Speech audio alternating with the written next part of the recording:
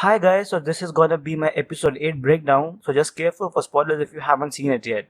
So the show had so much fun burning so many theories to the ground. For one, the Cleganebowl theory was completely shut down with Tommen declaring that trial by combat will no longer exist in Westeros. And then next there was the Arya Stark acting weirdly theory, the return of Syrio Forel possibility. All of that was shut down with Arya killing the Waif at the end of the episode.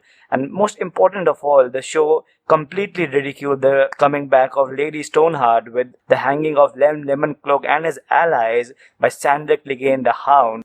Because in the books, Lemoncloak is the character that helps Lady Stoneheart take her revenge by helping her hang a bunch of Freys and other people who caused the Red Wedding massacre. And now that this character is dead, it is highly unlikely that Lady Stoneheart will be making a comeback on the show anytime soon. So here we go, top holy shit moments from the episode, and I'll explain the book changes as we go along. Number 1. Tommen bans trial by combat. It was the biggest shocker to Cersei ever.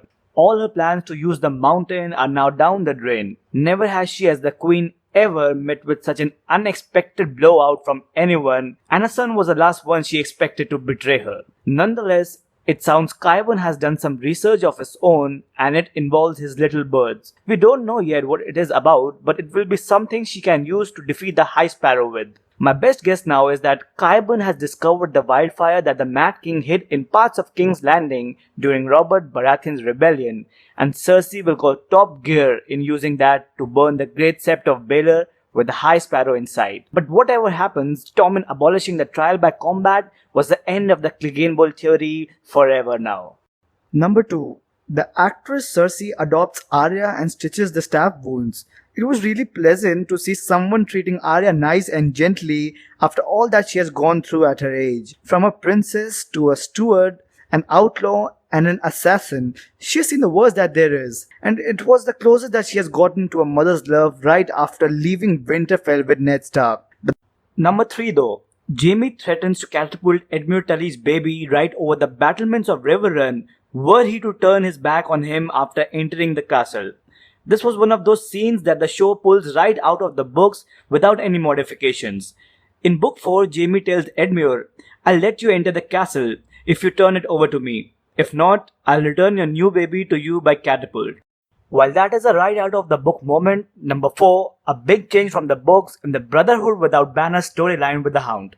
The Hound goes super badass on the bunch of the Brotherhood men who hanged his friend, the priest, and slaughtered the other Poors while he was chopping wood. He then meets Beric Dondarrion, who's the guy he killed in season 3 and who came back after being resurrected by Thoros of Mead. In the books at this point, Beric has given the kiss of life to Catelyn Stark after finding her dead body floating in the river. So after his final death, after which he can no more be resurrected, Lady Stoneheart takes over the Brotherhood, and hanging their enemies is a signature move. So this hanging we saw in episode 8 was a wink to that book storyline without actually mentioning Lady Stoneheart.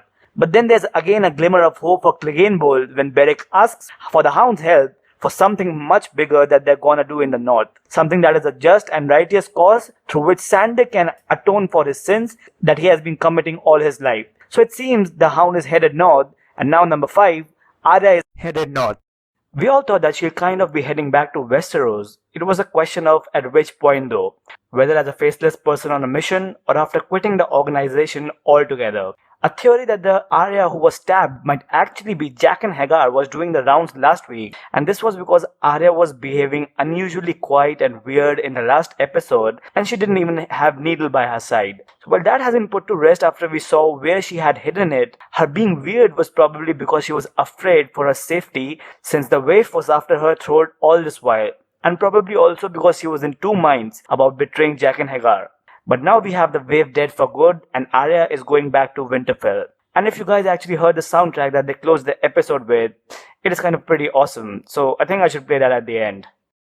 But number 6 though, Daenerys flies back into the pyramid with Drogo in the background at the same time as the siege of Meereen begins. At this time, more than the Daenerys reveal, I was expecting both the dragons, Viserion and Rhaegal, to fly out of the pyramid and go batshit crazy on all the Vice Masters' ship, which I think will happen eventually. The dragons will come out and burn some ships, more so since the army of Meereen is insufficient to fight the Vice Masters. But do let me know in the comments, do you think Theon and Yara will reach before the dragons go crazy on the Vice Masters and be able to seize some of the ships to help Daenerys sail to Westeros. She needs like 1,000 of them to get everyone there. But I'm really excited to see all the three dragons wrecking shit together after a long time. So we have big things lined up for the next 2 episodes. There's a giant battle at Winterfell between Ramsay and Jon. Then there's the dragons versus the Vice Masters of Slavers Bay, and another sort of battle at King's Landing where things are gearing up for Cersei's non-trial by combat trial. So don't forget to subscribe for my new videos, and I hope you guys like this one. And I also did a Suicide Squad video last week, and I'll be posting a link for that in the description. And till then, thank you so much for watching, and cheers.